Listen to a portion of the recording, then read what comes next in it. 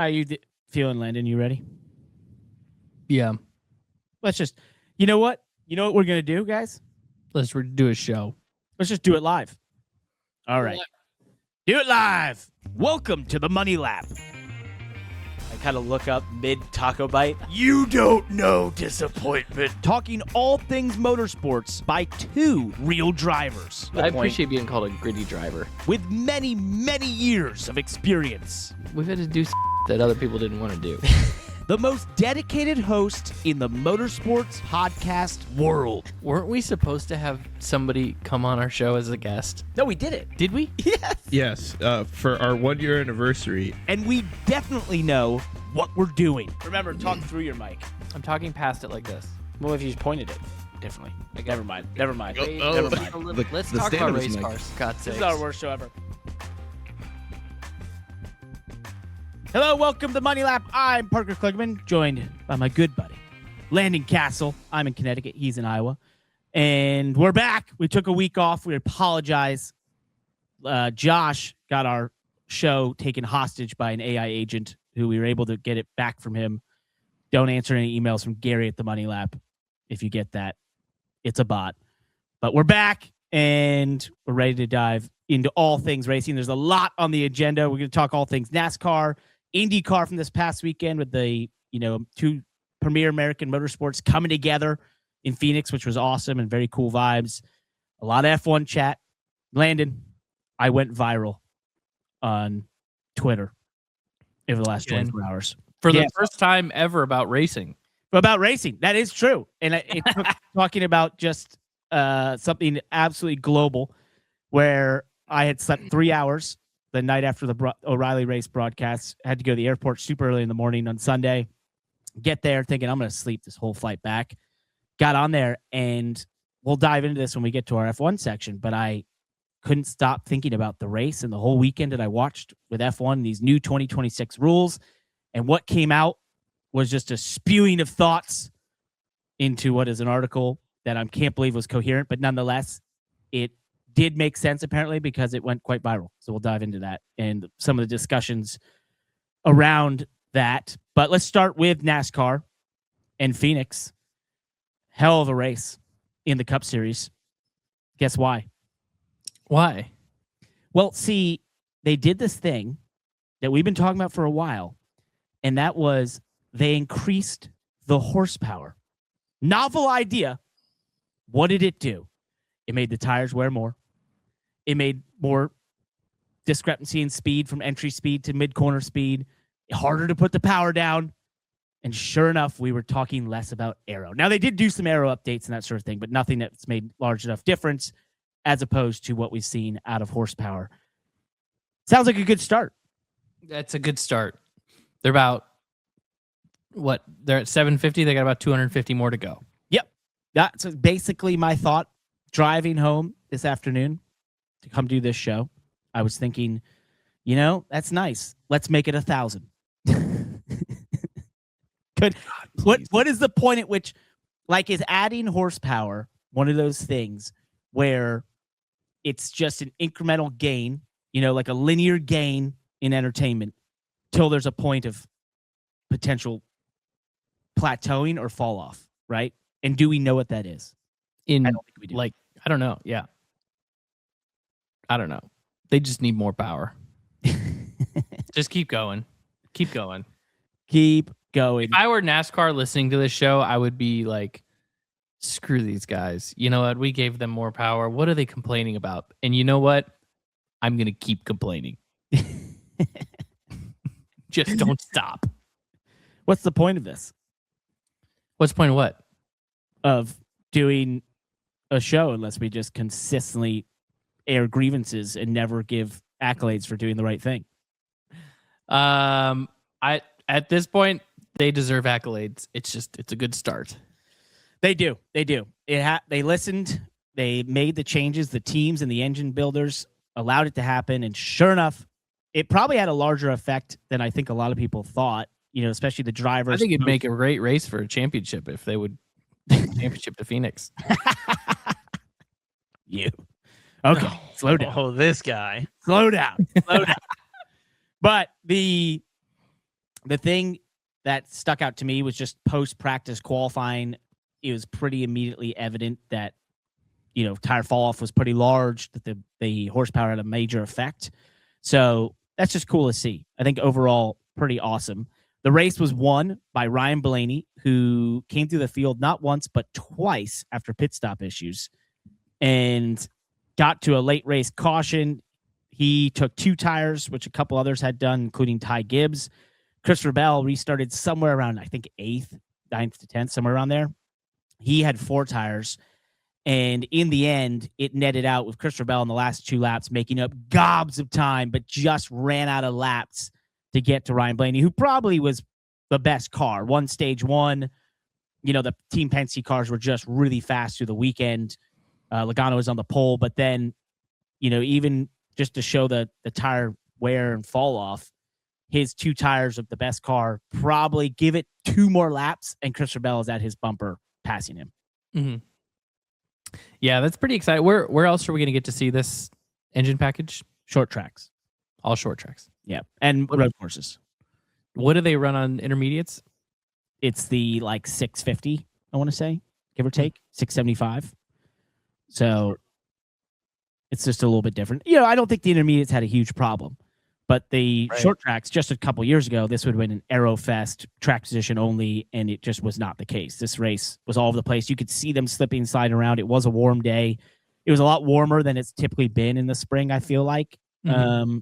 It was warmer on Saturday for sure when I was there. So it just overall, I think those things all came together. One of the best visual examples of the difference this weekend had in terms of the racing was if you watch the end of stage 1, Logano and Blaney catch all this traffic from 25th, 28th, somewhere around there. And they have Ty Dillon and a couple others that they're trying to lap at the end of the stage. And those guys are running the 3rd groove and holding them off to the end of the stage. And you were just that's stock car racing. Good old fashioned stock car racing. It felt that way. And I think it just shows next gen has promise. It has the capability to be tweaked and prodded and figured out for all these different track types. And maybe this was always in the plan, but you just start to see we're doing the right things. It feels good. It all feels right. I like watching these cars race. I like seeing them slipping, sliding around. Yeah, it's not 2004, but for 2026 NASCAR, I think it's a pretty damn good product right now. Mm-hmm.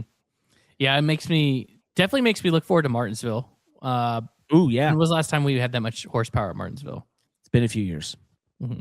Yeah. So that's going to be a good one for sure. If they're buzzing the rear tires off the corners, just continues to help. There was a lot of wrecks. I think that's combined with some of the low grip, the tire fall off, the restarts at this place. And one of the best examples was Joey Logano causes a big wreck through the tri-oval, which I shouldn't call it the tri-oval, the dog leg shortcut. He tries to bump Ross Chastain, basically picks his rear tires up off the ground. Ross loses it, ends up in a big wreck that takes out Anthony Alfredo and Austin Cindric, which was upsetting for Anthony Alfredo, who had finally got to the front and seemed like maybe he was going to put together a really good day in that 48 car, filling in for Alex Bowman, who's suffering from vertigo. But then Joe Logano gets wrecked through the dog leg and the shortcut when he tries to merge back into traffic into AJ Allmendinger and gets completely turned and wrecked. And I watched that and I thought, we talk about how insane those restarts are, how hard it is for the spotters, how hard it is for the driver to conceptualize where everyone is. And especially as you merge back onto the real track off of the shortcut, it can be a very disorienting feeling because you don't have a lot of reference points as to where you are on the track, especially if you lose where the yellow line is because there's cars in front of you, whatever, for whatever reason. And he kind of comes up in front of AJ Allmendinger, gets spun around and wrecked. And I thought, live by the sword, die by the sword. You don't agree? Yeah, no, you sure do. That's a good one. How do you say sword again? I was thinking the you same not like thing. how I say sword? Oh my God, that gives me the creeps. Yeah, I don't like that at all. How do you say it? Sword? I don't. Sword, not sword. Sword. You just drop the W. Yeah. Yeah. just like the rest of the English-speaking world. Sword. You say sword, Sword, yes. Sword. but it's sword. Hold up. What am I missing? Hold up. What, We're what is happening? Am I in some weird Sword. situation right now? Sword. The W is silent, Parker. Is it supposed to be silent? again, here's the Oh, audio. Sword. Wait, say it again. Do that again. Sword. Yeah, that's how I say it. How do you say it again? Sword. I don't know. I've never heard someone pronounce it like that in my entire life. Well, I can't wait for you to listen to the show. We can discuss this next week. If we weren't live. Sword. Oh, you do that one more time, Josh. Sword. Oh, you're right. I do it wrong. Wow, sword. All right. Can you please use I'm not that sure on how to your? mentally- I'm not sure how to mentally recover from this moment. That's gonna be trouble right now. You need to use this on your broadcast this upcoming weekend. Yeah. Can we discuss something that I did not totally get like other people did? Are you jealous of Corey Day or No. something? Well, that was gonna come up later, but sure we can jump into it. Later, I guess. So that was from the around. practice qualifying show, and Steven Toronto tweets this thing where he's like, explain the jealousy thing. And when I read it, I was like, did he feel like I'm jealous? I was like, that's not the way I said it. And I even showed Jamie McMurray, and I was like, did I say that incorrectly? He's like, no, I knew exactly what you're talking about. The point was, we were talking about Corey Day and some of the run-ins he had the last couple of weeks, and that he had gotten a call from Rick Hendrick, and that Dale Jr. and Rick Hendrick and them all came together and collectively talked to him. You know, the JRM teammates and everyone, it was brought it up in their competition meeting, and we actually met with him at Phoenix and had a long conversation. And I said, you know, some of this is, of course, it's a young driver who's got speed and is running at the front and causing some issues for others. That's pretty typical. And I said, one of the things that's very interesting, and I mentioned this to Corey, and it was, his response was funny, as I said, you know, normally when a USAC midget or a sprint car driver comes into NASCAR, and you can think all the way back to Jeff Gordon, where they wreck is in practice, in qualifying, just way overdriving the car, or, you know, trying to almost over hustle it compared to like what they would do in dirt sprint cars and that sort of thing. And I said, you know, to your credit, you haven't done that. And he said, it's so funny you mentioned that. I thought to myself when I came into this, I was not going to do that. I was not going to wreck in practice and qualifying, being a dummy, overdriving these cars. It's just that he's done it in the more visible way, which is in the races, running up front, and has taken out some others, which, by the way, his Phoenix race was pretty damn clean. So we talked all that, and I said, you know, there's one more factor to this of the drivers being angry with him. And I said, it's jealousy. And Jamie was like, explain that. And I basically was like, look, if there's plenty of drivers in the O'Reilly series right now that see this opportunity that Corey Day is getting with Hendrick Motorsports, the premier team in all of NASCAR, in the O'Reilly series, a full Hendrick, full-fledged motorsports team, great equipment, and are thinking, why isn't that me? Right? Mm-hmm. They're jealous of this opportunity that this young man has. And so 100%. I said, take what they say with a grain of salt, because not only are they, you know, getting outrun by him, but they're also, he's, you know, run into some of them. But then at the same token, they're sitting there just slightly, even if they don't admit it, you know, there's some jealousy in their minds of him having that opportunity. And so when Steven Toronto tweeted that, I was like, well, I thought it was self-explanatory, but nonetheless, no, I'm not jealous of Corey Day by any means. I am. I'd love to drive that car right now. Well, I would be if I was 20 some odd years old. Maybe. Yeah, you're right. You nailed it. That Rick Hendrick isn't calling a 35-year-old to come drive in the O'Reilly series as a development driver. That's not going to happen. Those like circles, those younger, you know, that young group in the Xfinity series, and I'm not just talking about drivers. O'Reilly series. Like, oh gosh darn it, the O'Reilly series. And I'm not trying to call out drivers necessarily, but like just the industry folk. They're all very young. And that's part of why that series is so awesome. The PR people and the managers, and there's a lot of really young talent there. But they kind of those conversations can be a little catty, wouldn't you say? Yeah. Gossipy about each other. Oh, 100%. They kind of are. And they're all young, they're all competitive, they're all so you hit the nail on the head on the jealousy thing. Appreciate it. Thanks. Yeah. Before we go into the O'Reilly series, a couple more things from the Cup series I thought would be fun to dive into. Our boy SVG, he's legit right now, man. Spun out doing it well. Well, he spun out twice this weekend and still finished 11th. He's 5th in points right now. And isn't Bubba like, where's Bubba? Let me see. Sorry, I mean to change the subject on your thanks. driver calling it. Bubba's up there. He's 3rd right now. Yep.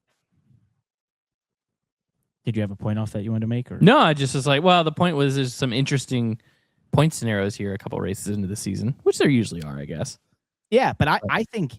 But it means something right now. It actually means something to be that high up in points. It 100% does. And Jeff Gluck tweeted about this, and he said, I feel like the races, I want to watch the races more because they matter. And I was like, I actually replied to his tweet, and I was like, I've had so many teams and drivers tell me the same thing, that they feel the importance of the races right now. And that it's just a different feeling when you know there's not this like exit shoot, to go win a race and just fix your whole season.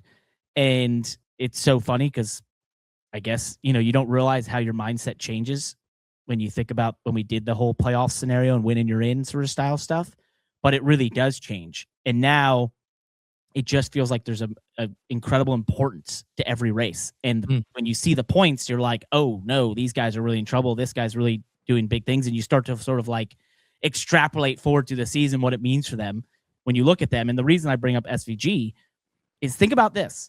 So he's 5th right now. We're 4 races in, right? Had a good Phoenix, and barring, Daytona, which was his worst finish, he could be right up there in the top 3.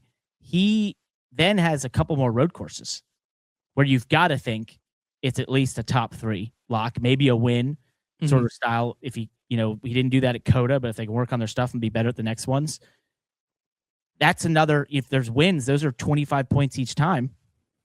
Buffers. I mean, he has a very, very realistic chance of being in the chase / being high enough in the chase to be a conversation for a championship, which is insane. You took that pretty far. I said you extrapolate out, but I'm just looking at the things.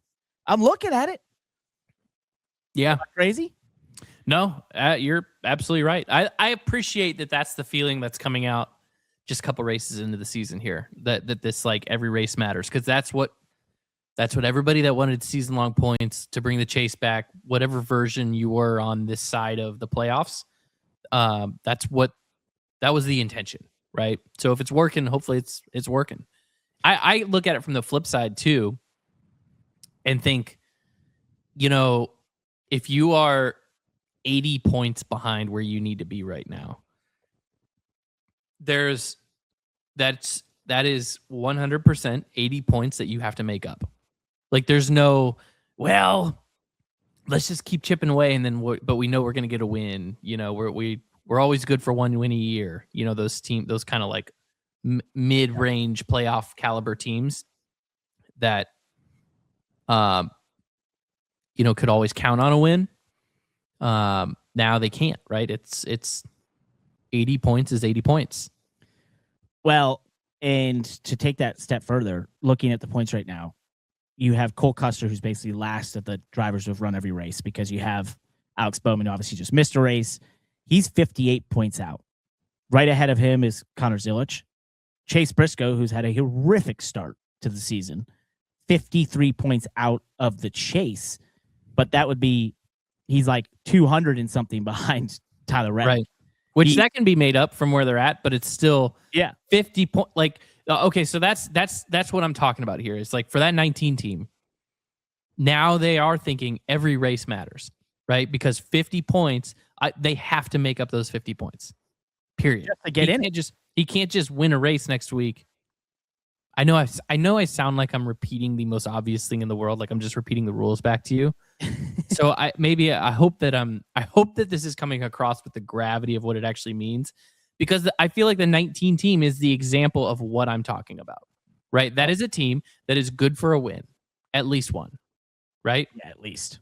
And so if in the playoff scenario, they're probably, there's no panic mode. It's like, hey, we're going to get our win. Let's keep focusing on getting that win. Let's think about if they're running 7th any given week, then it's more about like, well, what kind of gamble can I take to win?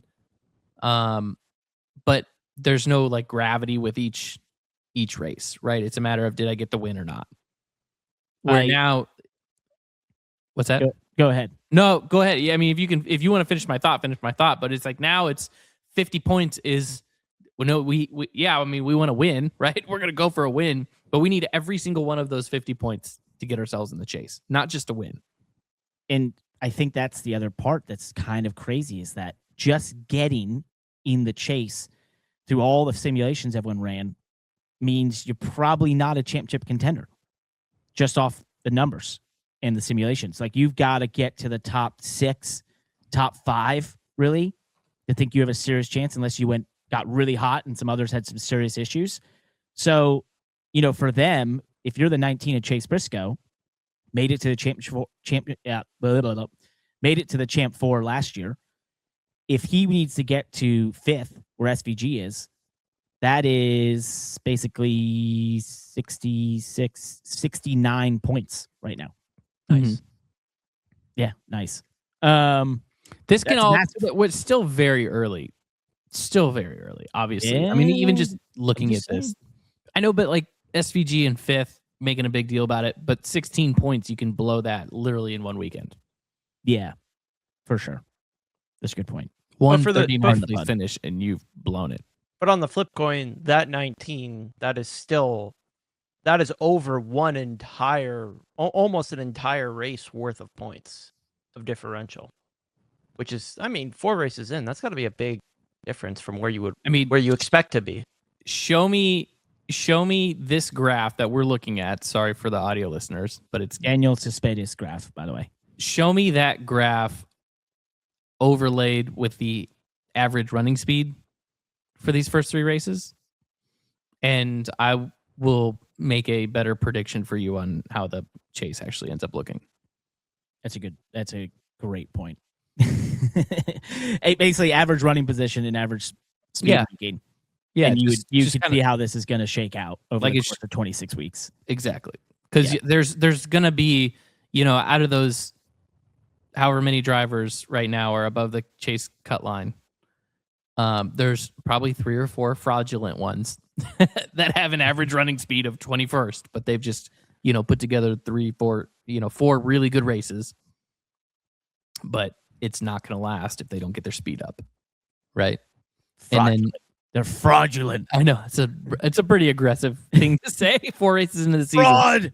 But and on the flip side, you can look below the cut line and probably find drivers like the 19, right, who's 50 points out of the cut line. We're sitting here saying he's in trouble.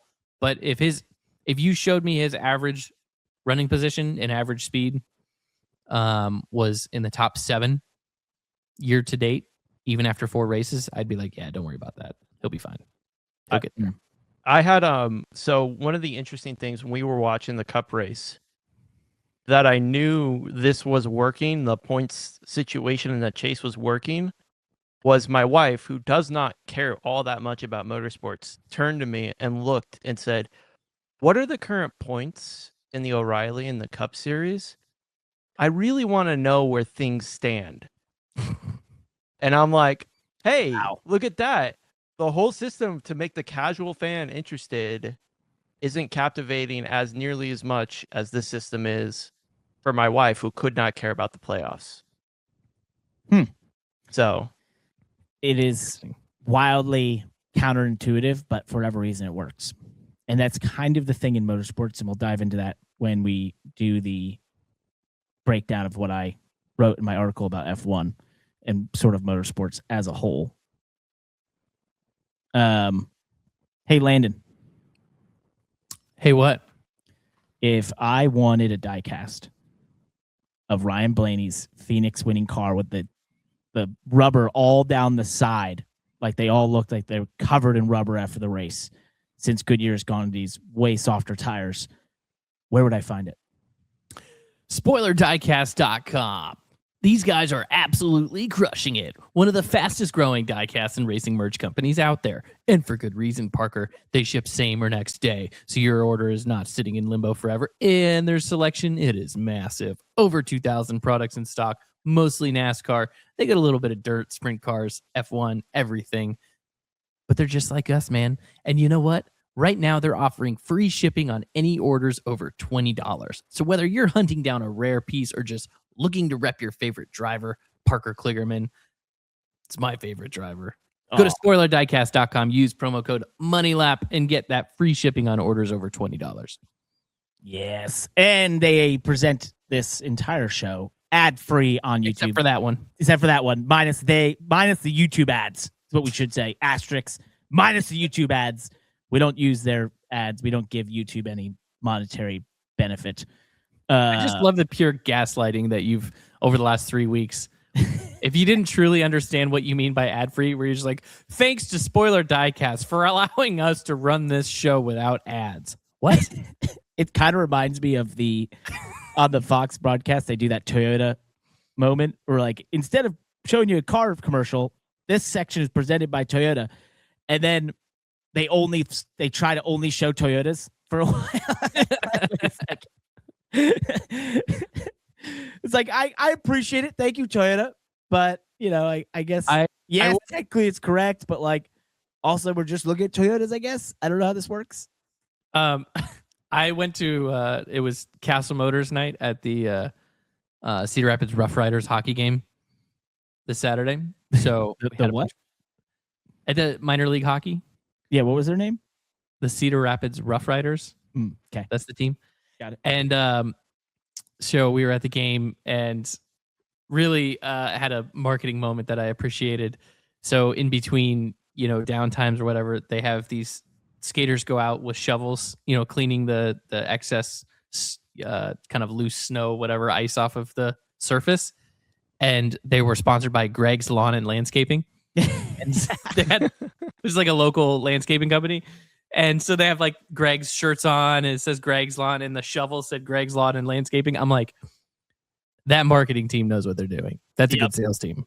That's really good. That's a good sales team. Good for them. Shout out Greg's Landscaping. Yep. Good old Greg. Big hockey guy. Let's talk about the O'Reilly series. So we weren't able to do a show last week, but at COTA, Austin Hill was asked in the media center about losing in Atlanta, getting taken out by Ross Chastain from our good buddy Jeff Gluck, who might replace Denny Hamlin as our most ardent listener and biggest fan, by the way. Shout out Denny Hamlin. And I think we have a clip of it here if Josh is ready. Take a listen. Oh, it's muted. Hold on. That it muted itself. What the heck? What are you doing? Dude, Jeez. I don't know what's going on here. Was there any sort of like solace in that somebody had to actually knock you out of the way to make you not win the Super Series race? Yeah, I got a good chuckle out of some of the stuff I saw on social media, and I had seen somebody say, when he came in to run the race, he was like, "Have you guys tried wrecking him yet?" Yeah, Landon Cassill said that. Yeah, Landon. He was like, in my mind, I'm thinking that's what Ross was thinking, and I kind of got a good laugh about it. But look, I mean, so anyway, Landon, you're just some guy on the internet. That's okay. It's good times. That's okay. Oh, that's funny. I'm glad that landed with him. It sounds like he was thinking that way anyways. We tried wrecking him yet? Yeah. Anybody? Hey, Anybody? he's got a sense of humor about it. I thought that was cool. And thank you, Jeff, for tagging Money Lap and everything in that. We appreciate it. But that was funny. Austin did not have a great night over in Phoenix. Ran outside the top 15 for a lot of it. Really struggled. And Phoenix, which was won by Justin Allgaier, 5th. But Austin, 5th. in a late race restart where he went from 6th to 1st, overtaking Carson Kvapil, who probably was one of the best cars, and Jesse Love, who was the other. Those two were pretty dominant at different points of the race. So a big win for Justin Allgaier, and a friend of the show, Andrew Overstreet, who's his crew chief, was a engineer of mine for many years. Actually, I was one of the first times he crew chiefed back in the 2012, 2013 era, and he became the crew chief of that car this year. Wanted to get a win really badly with Justin and got it done. Vaulted Justin from 3rd in points to the points leader because, once again, the win bonus is so massive. It's pretty interesting to see how this new point system is playing out. But Justin was able to, off a restart of 6th to 1st, go to become the points leader. So kind of cool. Sweet. Yep. In other O'Reilly news that we saw this week, we had this discussion post him wrecking at Daytona when he was approved to do that race. None other than big-time YouTuber, all-around great guy, Cletus McFarland, announced that he has signed with Richard Childress Racing to run for the next 2 years the super speedways, but he'll start at Rockingham in the 33 O'Reilly car. And this has drummed up a bit of reaction in the NASCAR world. Once again, felt like maybe him being even approved for the Truck Series race at Daytona was a step too far. Now we'll do a test at Rockingham, run the Rockingham race, and then potentially be approved to run Talladega and Daytona. And even Kyle Busch, who is an RCR driver, said he would have liked to see Cletus have done more races. He made a funny quip that his son, Brexton, who's about 4 years old, has done more races than Cletus has and is now being approved to go run super speedways potentially. So I think, without bashing Cletus on this, and I definitely think, this probably is going to put everyone in an awkward position when inevitably something goes wrong through this, right? And all the best wishes, and hopefully it doesn't. But a bit of the discussion was like, hey, this is, once again, one of those things that just sort of hurts me a little bit internally, in that I feel like I felt this way when they allowed 17-year-olds into the O'Reilly Series this year, which obviously was for Brent Cruz, who's a very competent 17-year-old, obviously has a ton of speed and a ton of talent, but I still felt like that was, once again, just a devaluing, I'm not saying that right, a devalue of the series. And I felt the same way when trucks allowed 16-year-olds, right? And then you do this, which to me, once again, without an objective licensing system that has specific benchmarks that have to be hit in terms of results and participation, it's opening up this idea of us having to talk about this, right? And debate whether it's legit that he should be there or not be there, that sort of thing. And lastly, when you do allow someone to speed run the series like this, in my opinion, and I could be crazy and stupid for saying this, I think it devalues your Austin Hills, your Justin Allgaiers, your Jesse Loves, guys who have gone through the system, worked on their craft, worked through the levels of the sport to get to this series that's just below the Premier Series, right? That has over 1 million viewers every weekend. It makes it one of the top 3 motorsports in all of North America. And in doing so, you basically say, yeah, that's cool that you guys did that, but anyone can come here and do this. And I thought to myself, I'm like, I wouldn't walk out onto the field of a college football game after I've done 3 flag football games, because 1, I'd probably die. 2, they'd say, you're not allowed to do that. But for some reason, because in racing, I don't know what the thought process is, other than obviously, someone who has a lot of eyeballs, we're desperate for attention, that sort of thing. Let's just allow it to happen. We kind of let this stuff happen. And I just feel like if you don't stand for something, then you stand for nothing, right? And maybe it doesn't matter. Maybe the trucks and O'Reilly series just have so little value, it doesn't even matter in the grand scheme of things, in some respects, right? And that cup is the only one that's sacred, right? It's the only one that should and could be sacred. But I just sit here and I see things like this, and I don't want to be a downer, but I'm like, when do you say no? Like, what is what is too little at this point? What if someone if I don't know, one of the Kardashians says, you know what, I want to go race at Daytona in the O'Reilly Series. What do they even have to do? We should let that happen. No. Yeah, that's probably true.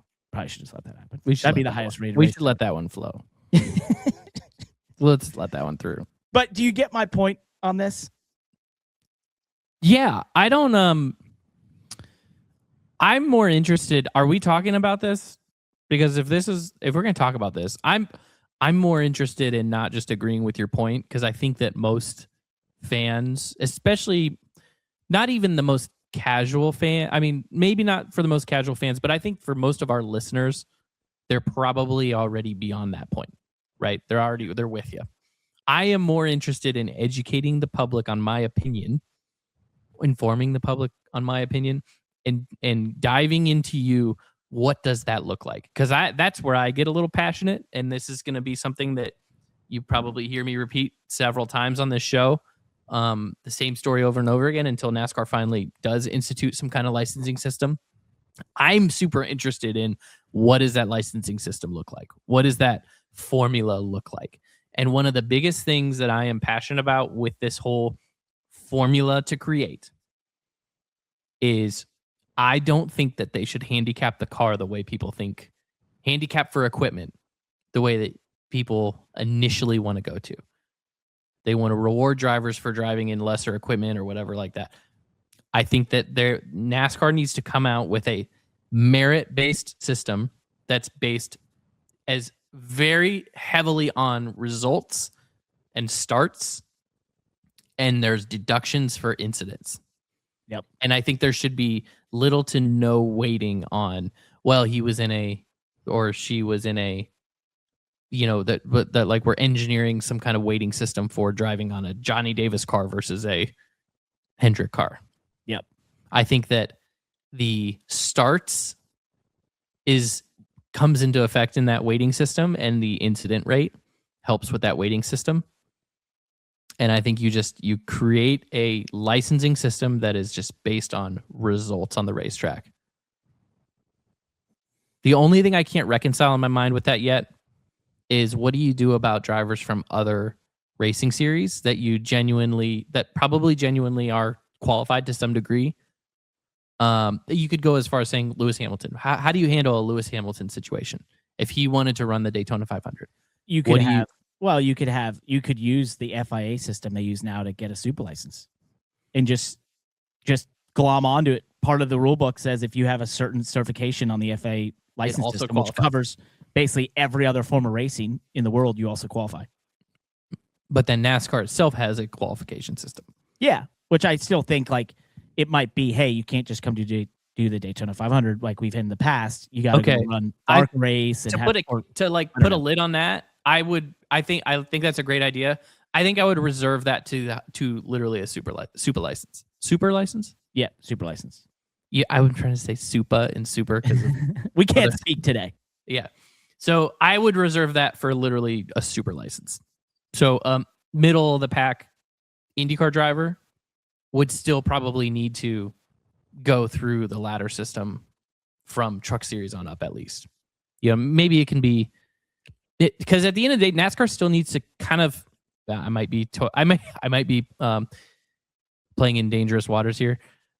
NASCAR still needs to kind of protect their moat in terms of attracting drivers to come to their series to develop through their series. Right. Yep. I think that's part of the reason why the FIA is so about giving super license points to other series outside of, European racing, because like they don't want drivers to go race IndyCar and then all of a sudden be able to race F1. So, and I think NASCAR probably has some similar protections there that it's like, well, we would, if they're going to institute a licensing system, they don't want to all of a sudden create a game that doesn't have to be played on the NASCAR playing field until you race Cup. Right. Mm-hmm. So they want to be able to develop their own drivers. Anyways, my point is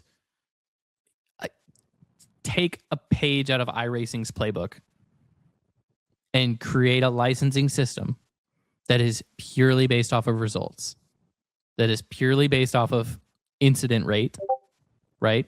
Now, the results in iRacing are weighted because there's a strength of field aspect to it, which could be kind of interesting. Like if drivers get a certain amount of points depending on the license level of the drivers that are in that race, that would be kind of cool, right? So if you run top 5 at a COTA O'Reilly race and there's 10 Cup drivers in the field, that could actually weigh heavier on your licensing than running top 5 at the Iowa O'Reilly race where there's no Cup drivers in the field or a bunch of rookie drivers in the field. That could be interesting. But at the end of the day, I still think like don't go down this path of thinking that you have to weight equipment. Just focus on results, focus on starts, right? Starts is what will overcome the equipment weighting, in my opinion. And then have deductions for incidents. So a driver, if two drivers, you take two drivers, Ross Chastain or myself circa 2013, 14, 15, and then you take another driver who maybe he's signed into a Gibbs car, right? Daddy's money. What is the path for racing in Cup? To getting a Cup driver, Cup license for both of those drivers. For the driver driving the mid-level O'Reilly team, you can still get there. It might just take you longer. It might take you a few more starts. It might take you, and you're going to have to manage your incidents, right? So it might take 50 starts or 60 starts to get a Cup license, and you're still going to have to get 2 top 10s somehow, right, to do it, right? At Talladega, Daytona, whatever it is. And then the driver in the Gibbs car, if you're trying to get a Cup license in less than a year, then you're going to need to be in that Gibbs car. And you're going to need to win 2 races and have 25 top 5s and not wreck. If you want to get love it. Right? It makes total sense. In my mind, that's where the weighting is. So it makes total sense. And it's so simple then. You don't even have to do any complex math other than, maybe the incidents being, I guess. But they already know that. And here's the other thing about incidents. No fault. If you're in a crash, deduction. Yep. If you're not in a crash, no deduction. Right? NASCAR tracks that. They do. Gosh. So don't try to assign fault. Simple. Don't overthink it. It's so simple. And then the whole discussion we're having doesn't exist anymore. It's simple. And it would actually be content in itself. You get a young hot shot like Connor Zilic at the start of the season. It's like, hey, they want him to go to Cup next year. Okay. Here's all the benchmarks he's going to have to hit. Yeah, if you're trying to do it, if and you're he Connor Zilic and you're 19 and it's your first year in O'Reilly and your sponsors are telling you and your team, like, we want to take this driver to Cup, then you have 33 races to get there. And you're going to be like, all right, in the next 33 races, this is what he's got to do. Right? That's so beautiful. Now, if you can go, well, hey, it might take us, if we give a longer runway and go in 66 races, 2 seasons to get a Cup license, then we can, then there's not as much pressure to win as many races. There's not as much pressure to get as many top 5s or top 10s. The starts can start to pile up and accumulate points for him. Right? Yep. And then, you go all the way down the line to Jeremy Clements and go, okay, at what point would Jeremy Clements had been approved to race Cup? Maybe it would have taken 3 years or 4 years. But it's like Jeremy Clements is just as qualified to race Cup as 90% of those drivers that are getting Cup licenses right now because of his experience. Yeah. Right. And because of his safety rating. I'm using an iRacing term, right? So NASCAR needs to have their own safety rating. I genuinely think, I think that this, to me, it's very simple how this needs to look. And I hope that NASCAR calls me when they actually want to make this, right? Because I love this idea. I've dreamed about this idea for years. Yep. But I don't think that NASCAR is actually, I don't think there's an actual incentive for NASCAR to do this. I think that NASCAR doing this they're putting themselves in a box for no reason. I don't want to say for no reason. I think that you and I all agree that it's like for the greater good of the sport. But like, is it? I don't know. Who knows? If you're NASCAR, put yourself in NASCAR's shoes. Do we really know that it's going to be better for the sport? Because what you are doing is you're putting yourself in a box, right? Yep. And what if the initial formula doesn't work out that great. What do you do when you got to make adjustments to the formula? Right? How do you handle that? That's a lot of work. That's a lot of thinking. That's a lot of press releases. That's a lot of explaining to angry drivers. That's a lot of, you know what I mean? Like, it's just, Yeah. I think that it is, on one hand, we said it's simple, right? And I genuinely think it could be simple.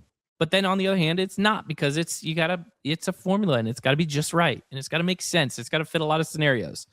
And at the end of the day, there's nothing forcing them to do this right now. There's no real incentive. First of all, nobody's paying them to do it. That's, if somebody was paying them to do it, they could solve for that pretty quickly. There's nobody paying them to do it. There's nobody making them do this. There's nothing it's not like insurance companies or sponsors or it's nobody's demanding this, right? I mean, the fans could demand it. NASCAR responds to the fans. They change the playoffs to the chase. I mean, I guess the fans could put up enough of a stink to do it, but the fans aren't going to do that, because the fans are going to fawn all over watching Cletus McFarland. That's the whole point of him getting the ride, is because he brings eyeballs. Yep. Right? So it's actually kind of counterintuitive to that. So I think that you would find pockets of people at NASCAR corporate that want to see something like this, because they are racers. They understand the purist mentality here that we are discussing, that we all desire as racers. That's just like, oh man, how great would it be to see the most authentic, qualified drivers at that level. So I do think that there's pockets of people, and maybe those pockets of people can find each other within NASCAR corporate and make this happen. Right. But I don't see like a real driving force to make it happen quite yet. I hope that there is one. But You bring up great points. I don't see the forcing mechanism. It's not obvious to me. I just think it sounds like a beautiful thing. But Of course. But instead of continuing this on, I think we've really fleshed it out. But I think I can see both sides. I can see the massive value Cletus McFarland could have when he's at Talladega and he's on the pole, right? And an extra 500,000 people tune in on the CW. Obviously going to have an amazing effect, and a massive return on him being there, right? Awesome. Totally get it. But wouldn't it have been cool to make, if he really wanted to be there and knew there was this clear-cut system that got him there, that he had to invest in doing those races. His whole following had to get invested in him trying to work through the journey and all those things. Oh, imagine the content around that. That's what I'm saying. That would be that's amazing. what somebody has to sell to NASCAR.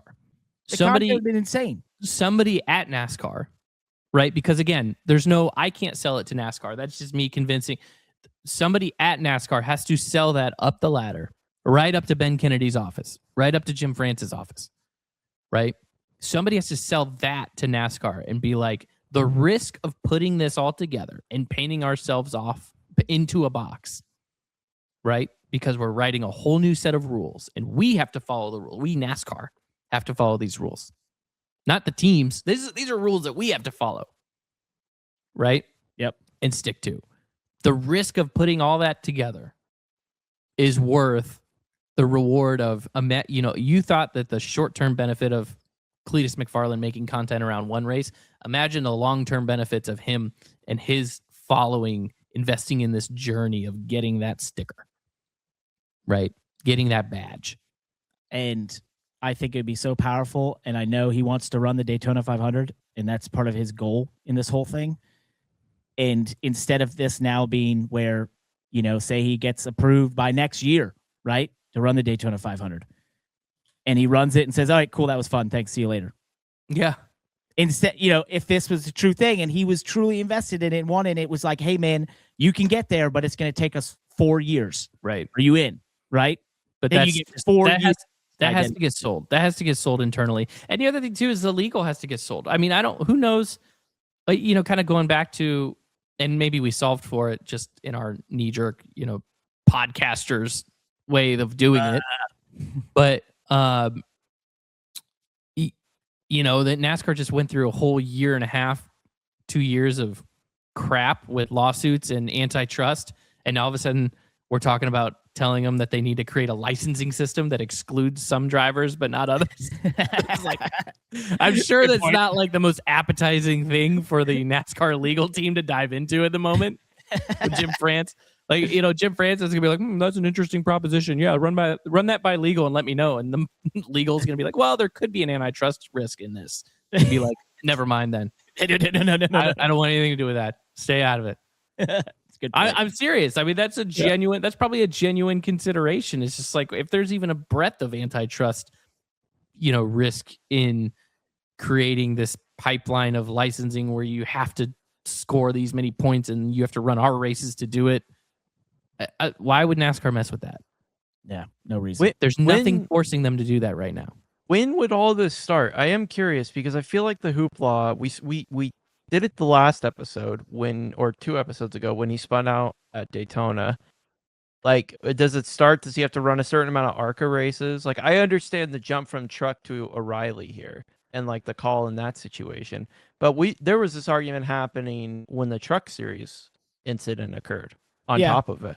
And he's run several ARCA races before. I think it could start as low as then. You could also make it simpler and just say it's the top 3 national series, right? Everything below it can operate as it's always operated. Maybe it's just the top 3. It gives them some legitimacy. It, gives value. Say that again. So say what you said, Parker. I said it could possibly start at the top 3 national series and not even dip into ARCA and everything below it. You could just do what you've always done there, but just for the top 3. Basically, it starts to become you get into trucks and then it's like, hey, here's your path. I think it could start in ARCA. I don't see why not. I'm just saying if you even want to simplify it further in some respects, you could do that. Yeah, I think it could be. I think it starts in ARCA and maybe ARCA still has its whatever system it has for approval, which is pretty loose, at least from our perspective, but they still have some kind of approval process. But I think that the system is it's point scoring, right? You just have to accumulate a certain amount of points. And when you get those points, you make it to the next level, right? Well, I think we've fleshed it out now twice, as Josh mentioned, in 4 weeks. So if we haven't made our point clear, we're pro-license system in some form of it, if it was possible and it was able to be implemented. We'll see. And we'll look forward to following Cletus's journey as he does these. I think the Rockingham one will be the most interesting in a lot of respects, considering he will get a test there, but that's a fast place, and these cars are really hard to drive at that place. So wish him the best of luck. We'll see. One topic I don't want to dive too deep into because we got a ton more to go through, but I thought we should just bring it up in the NASCAR realm. It was released last week, I guess, or maybe over the weekend, that Joe Gibbs Racing hired a private investigator to follow Chris Gabehart. They got photos of him going to Spire, picking up Jeff Dickerson, going to lunch with Jeff Dickerson. This is in December, bringing Jeff Dickerson back to Spire. They also released that Chris Gabehart's wife had flown on the Spire private jet to Phoenix at the end of the year. I thought it was just interesting tidbits at the lengths, that this has gone in this whole disagreement between Chris Gabehart and Joe Gibbs Racing. They did have a couple individuals basically, give statements on the importance of the data that possibly Chris Gabehart could have taken to Spire. That was Denny Hamlin, FRM's Bob Jenkins, Toyota's Andy Graves. So this will continue on. It'll be interesting to see, but the private investigator thing, that's another level. Though I think just the thing to me was like the photos just feel like straight out of a movie. Yeah, PI photos are creepy. They're so That's creepy. just how it is, but and I would just feel so like violated. it is. It feels violent. That doesn't land well on the public, no matter how you do it. But sometimes that's like, I don't know. That's just happened. That kind of stuff happens in lawsuits. So I wasn't more into the drama side of it. Well, anyway, we'll see where that continues to go. Can we dive into F1 now? Let's dive. All right. So it's the new 2026 rules, the 50-50 power split between internal combustion engine, electrification, We're back to not being able to speak. And we finally got our first public taste of it. And it was a bit shocking, pardon the pun. From the initial practice into qualifying, practice, I felt like I watched FP2, the entire thing, and I sat there and thought, I guess I know how these cars work, but I don't 100% know how they work. In which case I was sent one of those FIA briefings of how these cars work, which requires an engineering degree essentially to understand it, and including a engineer friend of mine who works at a top NASCAR team is very high up in their simulation department and does a lot of coding. And he sent me a thing saying, man, I've been meaning to dive into this. I just haven't had the wherewithal. And I was like, if you're an engineer who can't dive into this to understand, maybe we've jumped the shark in complexity, but neither here nor there. I was very open-minded to say, okay, let's see what happens in qualifying. We go into qualifying, and it became immediately apparent that there were some really odd things happening when you're on board these cars, which is, they run out of battery power. So then they go into regen at the end of certain straightaways before high-speed corners. So they're basically lifting and coasting in qualifying. They're choosing when to deploy that battery power again and sort of trying to figure out what the best places are to do it. But as a person watching it, it suddenly became very odd to me to see a race car go into a high-speed section and purposely slow down to then get a better boost out of the other side of the corner, when everything about driving a race car fast and qualifying is extracting every ounce of performance through the corners. That's normally the nature of what you're trying to do. And they basically weren't doing that because of the way this all works, right? So I left that thinking, okay, this is not my favorite thing I've ever watched, but I'll once again be open-minded to the race. I did make a tweet over the poll lap on board that said, this is what happens when you vibe code the F1 regulations, which I thought that was kind of funny. But it just felt that way a little bit. We go into the race, and we were all watching it. And in the race, it was an absolutely exhilarating first 10 laps between Charles Leclerc and George Russell going by each other constantly, more lead changes you've ever seen in an F1 race. Absolutely awesome. Until you went on the onboard and realized that all the passes were happening because one car, the lead car, would hit where it's deployed too much energy and then unnaturally slow up at the end of the straightaway, and the other guy would blast around them. And I was like, wait a second. This feels like when you're at a rental go-kart place and you've hit too many other cars and they're like, okay, you slowing down. Boom, here's the slow down button. Like, you lose all your power. And Max Verstappen related it to Mario Kart. Charles Leclerc, when he went by, when he'd have the extra boost, said it felt like having a mushroom in Mario Kart, where you could just run up high, you were going faster than everyone basically, and being able to run through them. And so I left that race, and eventually, we can get into this, Ferrari basically screwed up their strategy when they should have had at least one of their cars, possibly Lewis Hamilton, pit on the same strategy as Mercedes, which was under the first virtual safety car. They chose to not pit either car.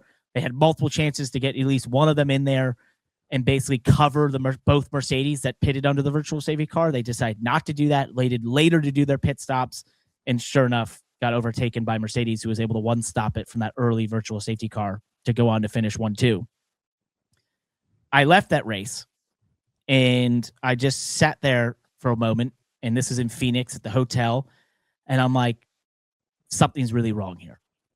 This led to me sleeping only 3 hours, as I said. I got on the plane, and I proceeded to just regurgitate my thoughts, which I was surprised they came out any bit coherently, and made it into an article on X. It's done over 260,000 views so far. And the point of it was, and we've gone into this before, the point of it was that these rules to me are a great example of where the manufacturers and OEMs in motorsports have gotten so much power and control, and series are so desperate to have them there that they're letting them dictate rules that are made to sell products which people maybe don't want, right? Maybe electric cars aren't selling as well as they hoped, which a lot of the legacy manufacturers are finding out currently right now. Maybe hybrid cars don't sell as well as they hope because people think maybe I just don't care that it's that big an advantage, or it is that much of an advantage. And so racing is becoming this sacrificial marketing lamb to prove that this type of technology can be cool. And in return, you're taking the Formula One, which is supposed to be the pinnacle of motorsport, the top level, the fastest cars they can possibly build, and they're lifting at the end of lifting and coasting the straightaways. They're having to figure things out with their battery efficiency engineer. And it really comes down to where if you could remove, just in a perfect world, I'm not saying this is what happens, if you remove the need to market this technology, you wouldn't make this if you were trying to make just the best show, the coolest thing to watch. It would just be loud, fire-breathing, crazy race cars.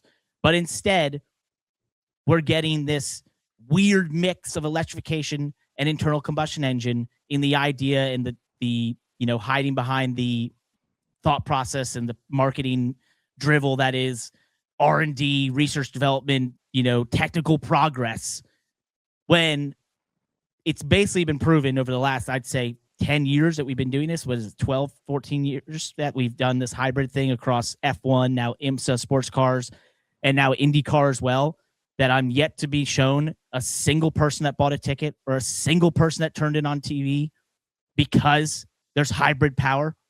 Like, it just doesn't happen. And so we're now getting a rule set that's taken us to the next step where it's what feels like a primarily battery powered car at the highest level, when that's not what we probably want to be watching. Am I wrong? What have we said about the final boss in motorsports? It's the engine manufacturers, but the OEMs. Yeah, it's the OEMs and the engines. They are. And one of the things I pointed out in my article is that if you look at the history of motorsports, when it started, it was car manufacturers and privateers.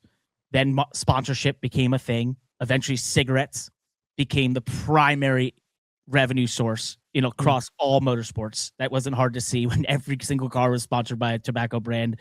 Series like Winston Cup were sponsored by tobacco brands. They were funding the whole thing. They eventually get banned. We go through this hodgepodge of all different companies who don't quite have the staying power. They don't quite have the marketing need that cigarettes had for motorsports and didn't use it the same way. And through this time, the OEMs have continually grown their percentage of the income and revenue of a motorsports series, whether it's the team side or the actual series side. And because of that, their power has grown exponentially, right? To the point where they now are so important. And I get, from the series perspective, I understand that when GM, Audi, Ford were coming in, Honda wanted to come back, and Toyota now comes in as a partner with Haas, you are in a no-win situation when, you're in almost a no possibility of saying no to them when they come to you and say, hey, look, we want to do this and we're going to invest billions of dollars, but we need it to be 50% electric, right? Because we've got the nation's governments around the world telling us we got to make these electric cars, even though they don't sell as well. We've got to make these hybrids to hit certain, eco rules. We've got to do this X and X and X. And the series is going to say, yeah, whatever you want, let's do it. But nobody stood up in any of those meetings and been like, hey, wait, time out. We have all the eyeballs. You guys, as the manufacturer, sponsor things like soccer jerseys and the Olympics, which have nothing to do with cars. Do we need to be racing a car that has anything to do with what you sell? Or can we just make the coolest, most badass cars possible and you put your stickers all over it?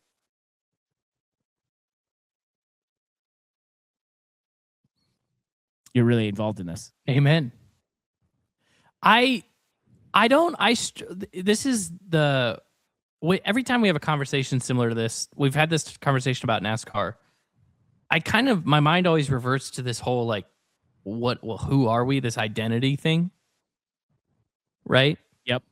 And it seems like when these racing series allows someone other than the racing series to make these core decisions, right?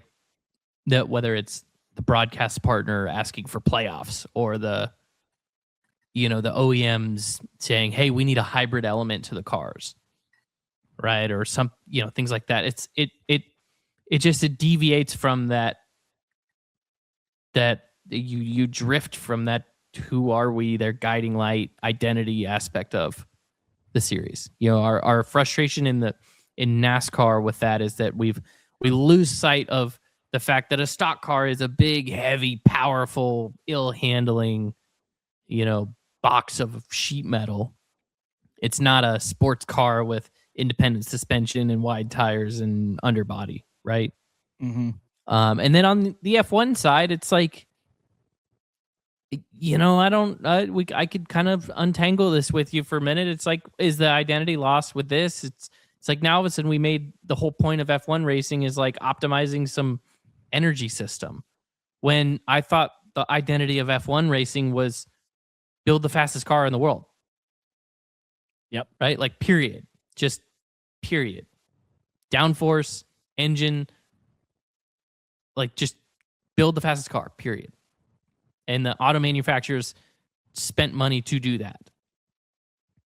But now it's like, well, you're building the fastest car, but you're given this like energy system that you have to work with that doesn't necessarily maximize the speed of the track as much as it is just you're maximizing the speed that you can do with this energy system. Which fits under your same bill. I mean, you maybe in a perfect world, it's, hey, build the fastest car within this box. However you want to, what propulsion you want to use is up to you. You want to, your Lamborghini and you decide to join F1 and you want to use a naturally aspirated V10, be our guest. If it fits and it makes sense, go ahead. You want to use some 50% electrical power, 50% internal combustion engine, be our guest.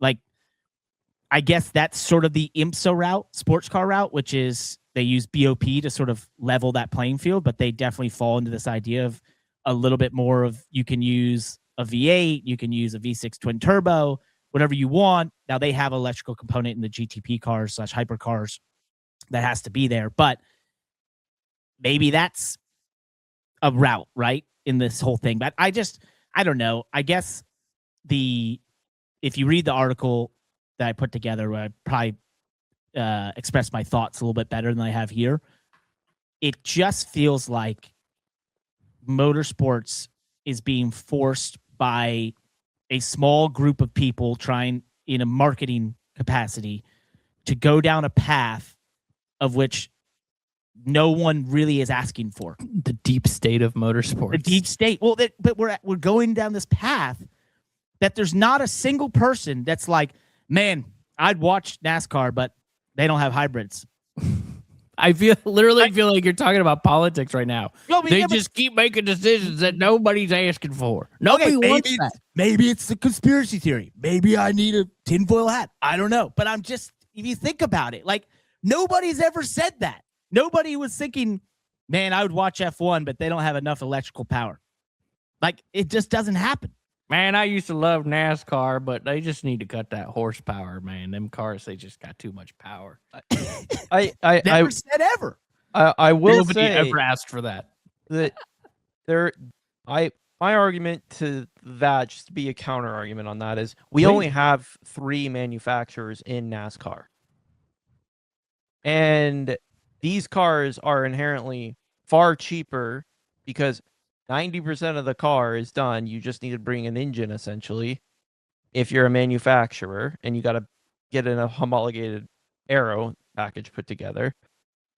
Whereas in F1, you have to build so much stuff, and it's hundreds of millions of dollars. If that isn't going to have any trickle-down effects to your actual core business model, it's going to be much harder to sell when you go to the C-suite and say that this is where we need to be spending our money.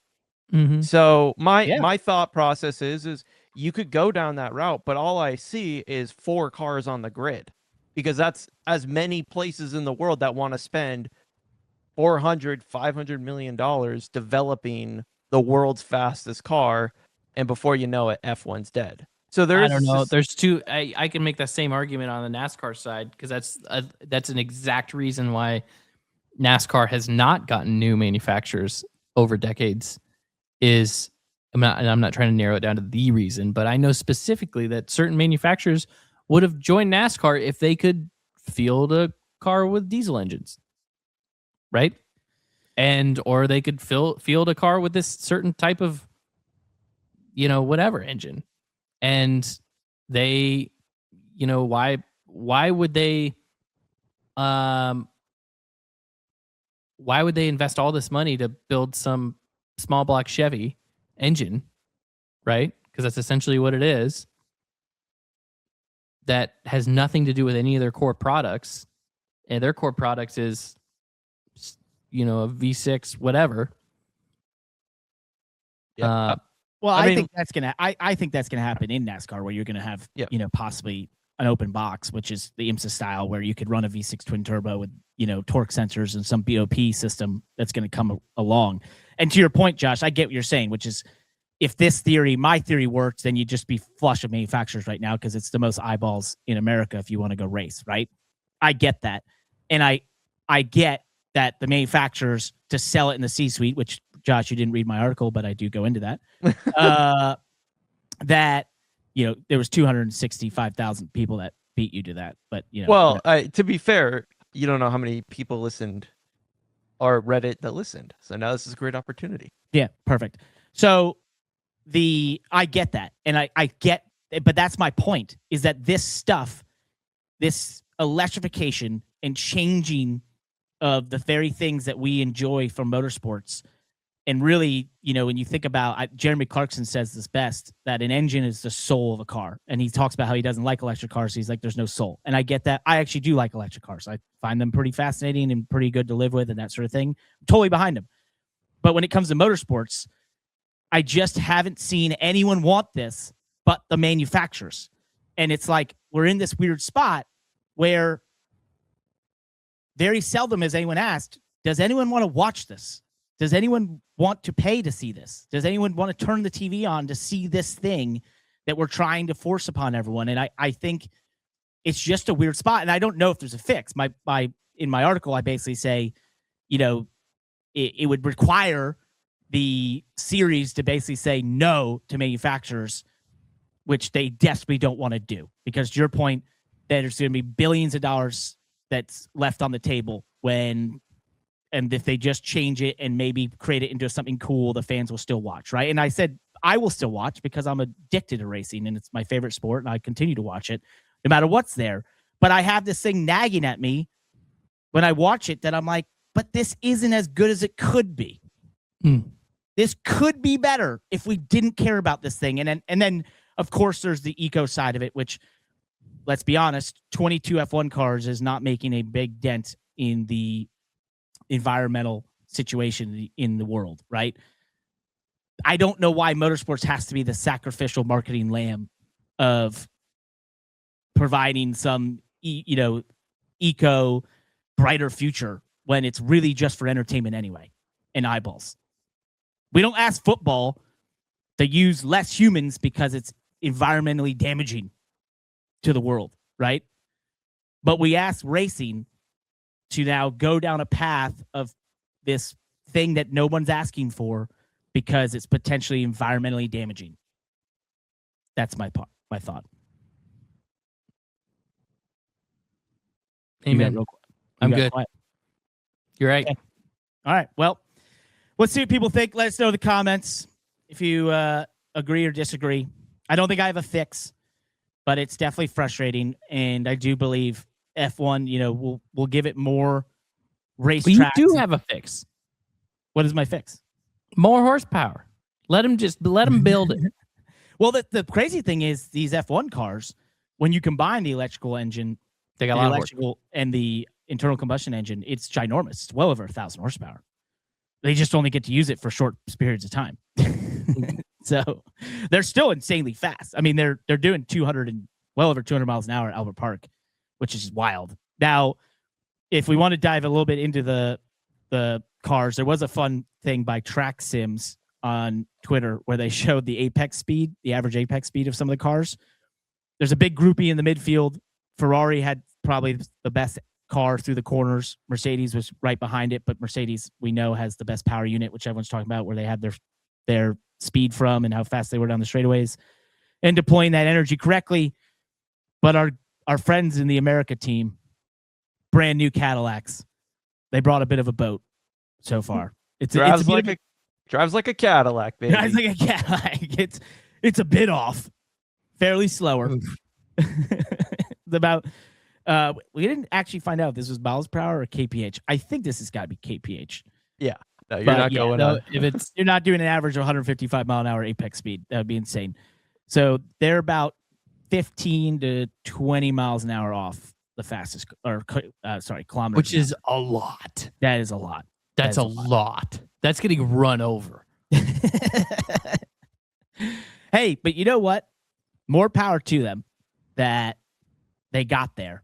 How the crazy thing is, that's not just like you have to pass the Ferrari or the Cadillacs when you're lapping them. That's like you have to miss them. Rolling chicane, baby. Well, they got there. That's the key part. They got there, and for the investment they've made over the last couple of years, more power to them. It's in the billions just to be there. So I think they obviously got a long way to go, but it's cool that they're there. And just imagine how cool of a moment it will be to see that brand succeed. Like, what a great brand to see on the podium of a Formula One race. Would be very cool. Who knows? Could be a rain race that pops up, and if the ride no, works, I don't care about that. I would legitimately I want to see the speed come. It'll come. Yeah, they got time, and even with all the disappointment of the regs, which I wasn't alone, by the way, across the internet. The reason I felt inspired to write it was I saw a lot of things on the internet, even F1 on their graphic where they showed how many passes had happened on the track. They ended up hiding replies because there were some very derogatory replies. So everyone's up in arms. But Mercedes, I enjoyed it. I enjoyed it, Park. Yeah, well, you're an idiot. We've already established that pretty early on. So wow, unbelievable. The worst part is I'm still gonna watch. Like, I will watch, but I just will know it could be better. That's all I'm saying. And in my perfect world, when I win the lottery and become president of the world, we'll have V10s screaming at 30,000 RPM, running on e-fuels, just like they're running on now. So they'll be environmentally friendly, but they're going to sound like hell has come upon you. So that's amen. Speaking of president and America, IndyCar, first and foremost, had an excellent race at Phoenix. If you haven't seen it, go check out the highlights. Pretty awesome oval race. Came down to Rasmussen. Wow, I cannot speak today.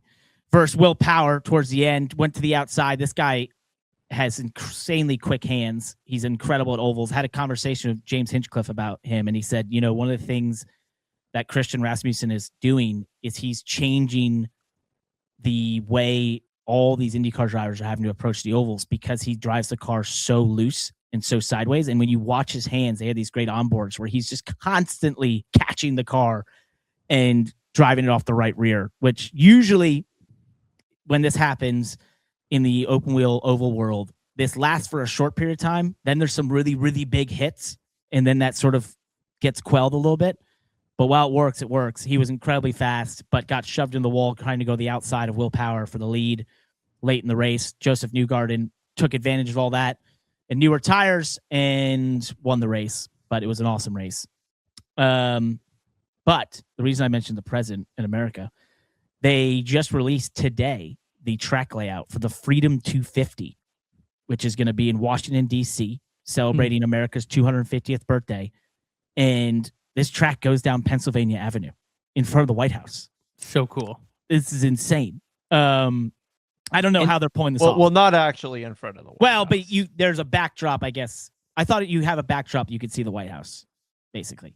It's down the road. It's probably a mile, but you could probably see it. It goes very much in front of the Capitol, though.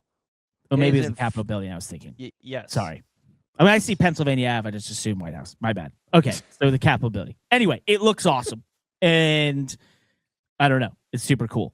So I didn't even really pay attention to the track layout. Looks fine to me. Doesn't matter because they're racing in the nation's capital, which is so cool. And the race is going to be free to go to.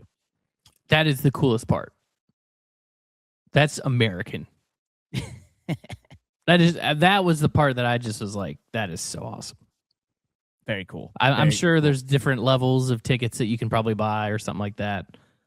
But if it's like free access to the race, just general admission, no, that is so cool. I hope there's 500,000 people there. Do we think the racing is going to be good with this track layout? I definitely think it has the possibility. Pretty long straights followed by 90-degree corners. Usually a recipe for passing. There's one left-handed turn. One left-hander, so we're basically at a... That's awesome. It's like Lime Rock. Literally like Lime Rock Park, just in the nation's capital. One left-hander. It's kind of crazy, isn't it? Yeah, like, it is. Like one left-handed turn. Whatever. Who cares? Well, no, wait. You're looking at it backwards. One right-handed turn? Okay, fine. Yeah, one right-handed turn. I thought I was just looking at it, thought it was going clockwise. Yeah, I thought the same thing, so you're not alone there. Yeah, no. We went left. This is America. We go left. Should we describe for our audio listeners? Mhm. It's essentially a straightaway, a 110-degree left turn, 90-degree left turn, 90-degree right turn, straightaway, 90-degree left turn, 30-degree left turn, 40-degree left turn, and another kink. Yeah. Oh, is that a kink in there? I thought that was just... Well, 6 and 7 maybe. Or, 6 is probably more of a kink, and then 7's a little bit of a slower corner, and then back to turn 1 is kind of a quick left-hander, sort of Singapore final corner. It looks like to me. But it goes in front of the Capitol, the National Gallery of Art, National Archives, and the Air and Space Museum. So cool. Yeah. Through the National Mall twice. Yes. Yeah. And not the White House. No. I was looking at the map and I'm like, does he know? I thought I saw a photo, but maybe it was like an AI generated photo where they had it like in front of the White House or something. I don't know. It's cool. Very cool. They're also headed to the first ever Arlington GP, which is going to be a pretty cool one, similar to the Miami GP in terms of going around the Dallas Cowboys Stadium. And the such. Texas White House. The Texas White House. Yep. Well said. And one thing they're doing, though, by the way, that's super cool, aside from it looks like a very cool track and a very cool event. And, shout out to IndyCar for making all these things happen. It's awesome. They're making the Fast Six in qualifying single car, one at a time. That's cool.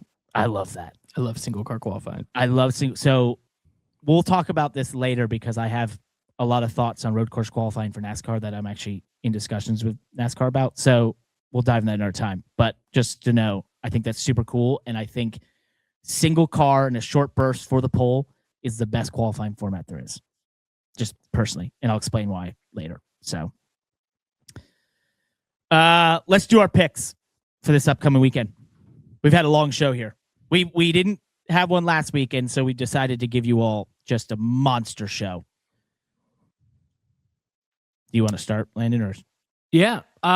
Vegas, Cup. Vegas, Cup, and O'Reilly. I have Larson for Cup. Nice. I feel like that's just a good old 3-1 pick, right? Yep.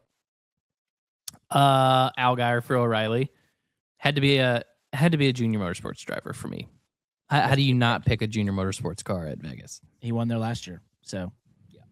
And I'm pretty sure JRM has won there every race. They're very fast. Last 5 years. IndyCar, Alex Blow. It's the only one he picks. It's the only one I ever pick, especially on that track. A track like that. Yep. China, I'm going with Alonso. I think they're going to get their stuff together. I think they're going to get it together. They're going to make it the full distance this time without having to do that. By the way, they were the first. They're going to make some tweaks in the shop this week. Just some small tweaks from Australia to China, and they got it figured out. They were the first team I've ever seen in F1 pit, work on the car, and go back out. I didn't even know that was allowed. That's phenomenal. It's just so good. What a tragedy. Total tragedy. Stroll did the same thing at one point too. Yeah, and I loved his quote. He said, "They said you ran further You raced further than you thought. And he said, well, I don't know if I'd call it racing. We circulated. That's pretty good. Oh gosh. All right, let me do my picks. I'm just going to do this with no information because it's Monday. I'm going to say William Byron wins Cup. For O'Reilly, I'm going to go crazy because he was close this past weekend. I believe he might be not in the 1 car, and it will be in the 9 this weekend, but I can't remember off the top of my head. But I'm going to go Carson Kvapil for O'Reilly. IndyCar, I'm going to take Mick Schumacher. I don't know why. And for China, Lewis Hamilton. It's my second week picking him. That could work. It will work. He won the sprint there last year. There is a sprint this weekend, by the way, which will be another interesting part. So, and by the way, for IndyCar, I just really wanted to say Schumacher. So, I'm gonna say Larson for Cup. Also, I'm really frustrated that nobody mentioned the fact that I got all 4 of my picks last week correct. That I was should have done insane. a parlay on it. That was insane. So yeah, this week we're gonna go back to back. It's gonna be 8 for 8 here. We are going with Larson and Cup. I think Carruth gets his first O'Reilly Series win. He'll be in the 88, if I'm correct, right? Or is he in the 32 again? I don't know, but he was fast in the 32. Anyways, Yeah. so, and he's won at Vegas before. Okay. So I think Carruth gets a breakthrough win this weekend. At IndyCar, and I really, Landon, I'm gonna steal a couple of your picks here. Pillow just kind of makes it happen, and then George Russell. I don't think they're gonna have nothing for them. But 2 weeks in a row. Ferrari's gonna be interesting. Apparently, they might be bringing the fun wing that flips upside down to China potentially. We'll find out though. Interesting. That'd be fun. That's what the rumors have it. Very cool. Well, let's dive in. We did have an Apple review. The name is unpronounceable.